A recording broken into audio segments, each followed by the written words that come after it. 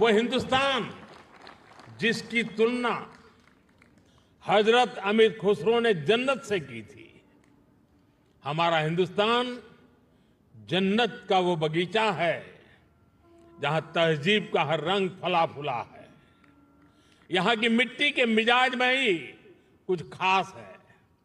शायद इसलिए जब सूफी परंपरा हिंदुस्तान आई तो उसे भी लगा जैसे वो अपनी ही जमी से जुड़ गई हो। भारत में सूफी परंपरा ने अपनी एक अलग पहचान बनाई। सूफी संतों ने खुद को महज मस्जिदों या खानकाहों तक सीमित नहीं रखा। उन्होंने पवित्र कुरान के हर्फ पढ़े तो वेदों के स्वर भी सुने।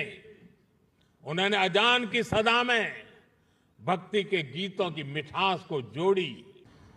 हजरत अमीर खुसरो जिस बसंत के दीवाने थे, वो बसंत आज यहां दिल्ली में मौसम है ही नहीं, बल्कि जहाने खुसरो के इस आबो हवा में भी धुला हुआ है।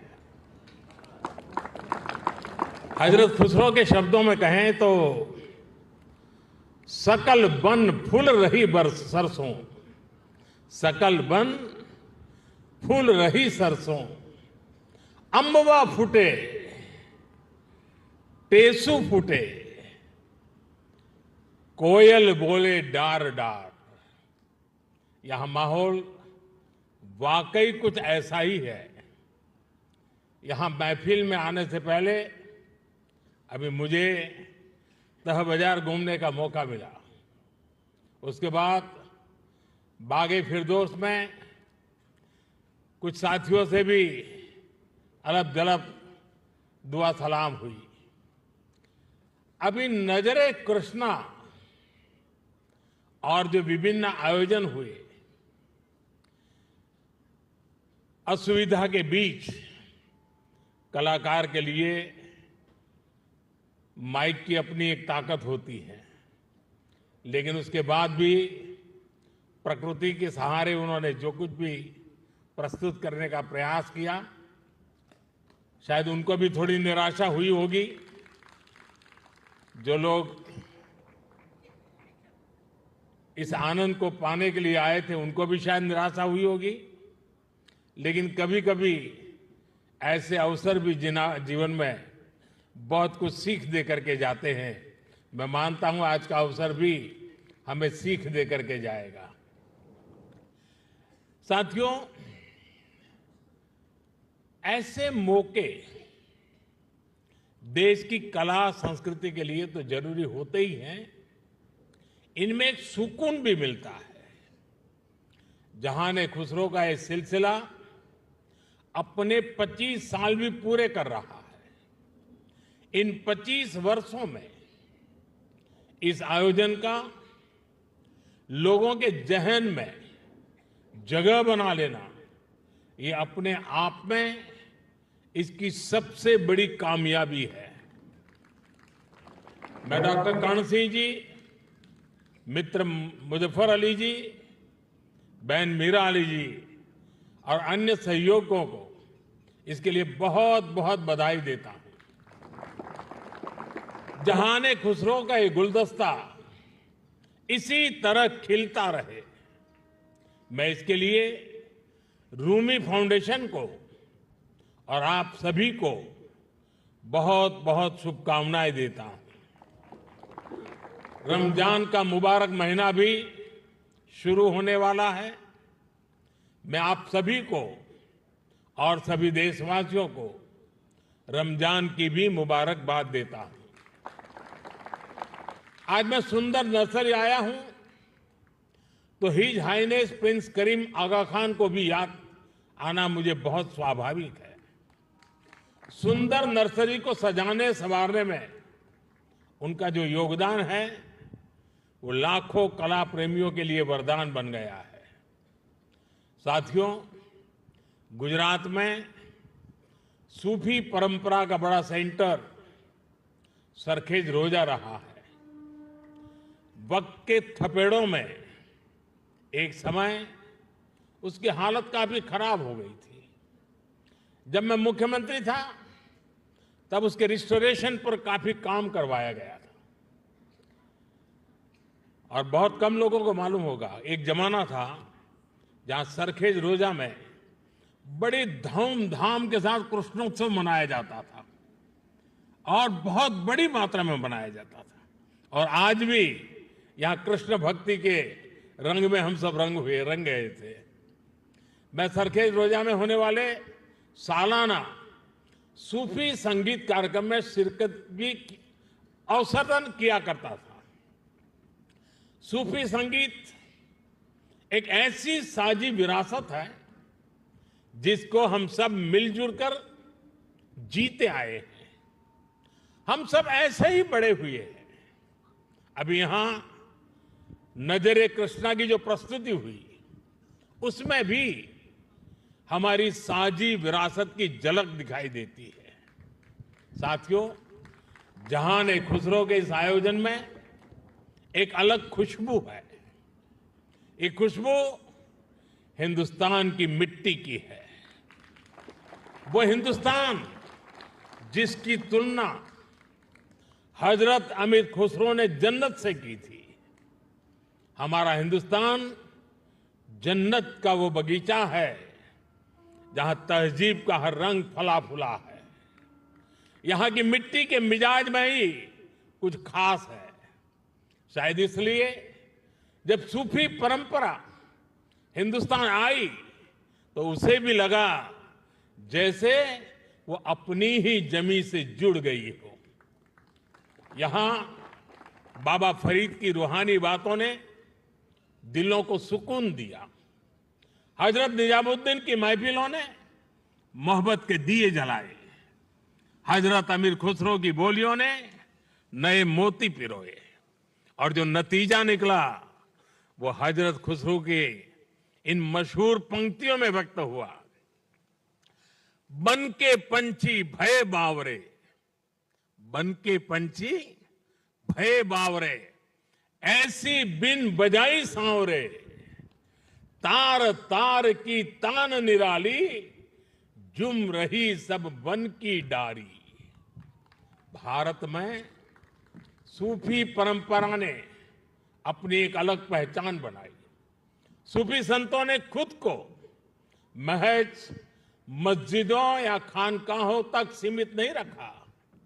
उन्होंने पवित्र कुरान के हर्फ पढ़े तो वेदों के स्वर भी सुने। उन्होंने अजान की सदा में भक्ति के गीतों की मिठास को जोड़ी। और इसलिए उपनिषद, जिसे संस्कृत में एकम सत विप्राहा बहुधा वदंती कहते थे, हजरत निजामुद्दीन औलिया ने वही बात हर कौम रास्त राहे दिने व किबला गाहे जैसे सूफी गीत गाकर कही। अलग अलग भाषा, शैली और शब्द, लेकिन संदेश वही। मुझे खुशी है कि आज जहान-ए-खुसरो उसी परंपरा की एक आधुनिक पहचान बन गया है। साथियों, किसी भी देश की सभ्यता उसकी तहजीब को स्वर उसके गीत संगीत से मिलती है। उसकी अभिव्यक्ति कला से होती है। हजरत खुसरो कहते थे, भारत के संगीत में एक सम्मोहन है, एक ऐसा सम्मोहन कि जंगल में हिरण अपने जीवन का डर भूलकर स्थिर हो जाते थे। भारतीय संगीत के इस समंदर में सूफी संगीत एक अलग रौ के तौर पर आकर मिला था और इस समंदर की खूबसूरत लहर बन गया। जब सूफी संगीत और शास्त्रीय संगीत की वो प्राचीन धाराएं एक दूसरे से जुड़ी तो हमें प्रेम और भक्ति की नई कल कल सुनने को मिली। यही हमें हजरत खुसरो की कव्वाली में मिली। यही हमें बाबा फरीद के दोहे मिले। बुल्ले शाह के स्वर मिले, मीर के गीत मिले। यहां हमें कबीर भी मिले, रहीम भी मिले और रसखान भी मिले। इन संतों और औलियों ने भक्ति को एक नया आयाम दिया। आप चाहे सूरदास को पढ़ें या रहीम और रसखान को, या फिर आप आंख बंद करके हजरत खुसरो को सुने। जब आप गहराई में उतरते हैं तो उसी एक जगह पहुंचते हैं। ये जगह है आध्यात्मिक प्रेम की वो ऊंचाई जहां इंसानी बंदी से टूट जाती है और इंसान और ईश्वर का मिलन महसूस होता है। आप देखिए, हमारे रसखान मुस्लिम थे, लेकिन वो हरिभक्त थे। रसखान भी कहते हैं, प्रेम हरि को रूप है, त्यों हरि प्रेम स्वरूप। एक होई दुवैयो लसई, ज्यों सूरज और धूप। यानी प्रेम और हरि दोनों वैसे ही एक ही रूप है जैसे सूरज और धूप। और यही एहसास तो हजरत खुसरो को भी हुआ था। उन्होंने लिखा था, खुसरो दरिया प्रेम का सो उल्टी वाकी धार, जो उतरा सो डूब गया, जो डूबा सो पार। यानी प्रेम में डूबने से ही भेद की बाधाएं पार होती है। यहां अभी जो भव्य प्रस्तुति हुई उसमें भी हमने यही महसूस किया है। साथियों, सूफी परंपरा ने न केवल इंसान की रूहानी दूरियों को खत्म किया, बल्कि दुनियावी दूरियों को भी कम किया है। मुझे याद है साल 2015 में जब मैं अफगानिस्तान की पार्लियामेंट गया था, तो वहां मैंने बड़े भाव भरे शब्दों में रूमी को याद किया था। 8 शताब्दी पहले रूमी वहां के ही बल्ख प्रांत में पैदा हुए थे। मैं रूमी के लिखे का हिंदी एक तर्जुमा जरूर यहां दोहराना चाहूंगा, क्योंकि ये शब्द आज भी उतने ही प्रासंगिक है। रूमी ने कहा था, शब्दों को ऊंचाई दे, आवाज को नहीं। शब्दों को ऊंचाई दे, आवाज को नहीं। क्योंकि फूल बारिश में पैदा होते हैं, तूफान में नहीं। उनकी एक और बात मुझे याद आती है। मैं थोड़ा देशज शब्दों में कहूं तो उसका अर्थ है, मैं ना पूरब का हूं ना पश्चिम का, ना मैं समंदर से निकला हूं और ना मैं जमीन से आया हूं। मेरी जगह कोई है ही नहीं। मैं किसी जगह का नहीं हूं, यानी मैं सब जगह हूं। ये विचार, ये दर्शन वसुधैव कुटुंबकम की हमारी भावना से अलग नहीं है। जब मैं दुनिया के विभिन्न देशों में भारत का प्रतिनिधित्व करता हूं, तो इन विचारों से मुझे ताकत मिलती है। मुझे याद है जब मैं ईरान गया था, तो ज्वाइंट प्रेस कॉन्फ्रेंस के समय मैंने वहां मिर्जा गालिब का एक शेर पढ़ा था, जनुनत गर्बे नफ्से खुद तमाम अस्त, जे काशी पाबे काशान निम गाम अस्त। यानी जब हम जागते हैं तो हमें काशी और काशान की दूरी केवल आधा कदम ही दिखती है। वाकई आज की दुनिया के लिए, जहां युद्ध मानवता का इतना बड़ा नुकसान कर रहा है, वहां ये संदेश कितने काम आ सकता है। साथियों, हजरत अमीर खुसरो को तृतीय हिंद कहा जाता है।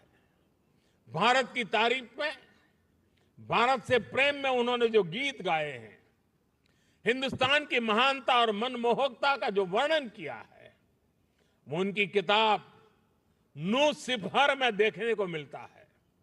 हजरत खुसरो ने भारत को उस दौर की दुनिया के तमाम बड़े देशों से महान बताया। उन्होंने संस्कृत को दुनिया की सबसे बेहतरीन भाषा बताया। वो भारत के मनुष्यों को बड़े बड़े विद्वानों से भी बड़ा मानते हैं। भारत में शून्य का, गणित और विज्ञान और दर्शन का ये ज्ञान कैसे बाकी दुनिया तक पहुंचा, कैसे भारत का गणित अरब पहुंचकर वहां पर जाकर के हिंदसा के नाम से जाना गया। हजरत खुसरो न केवल अपनी किताबों में इसका जिक्र करते हैं, बल्कि उस पर गर्व भी करते हैं। गुलामी के लंबे कालखंड में जब इतना कुछ तबाह किया गया, अगर आज हम अपने अतीत से परिचित हैं, तो इसमें हजरत खुसरो की रचनाओं की बड़ी भूमिका है। साथियों, इस विरासत को हमें निरंतर समृद्ध करते रहना है।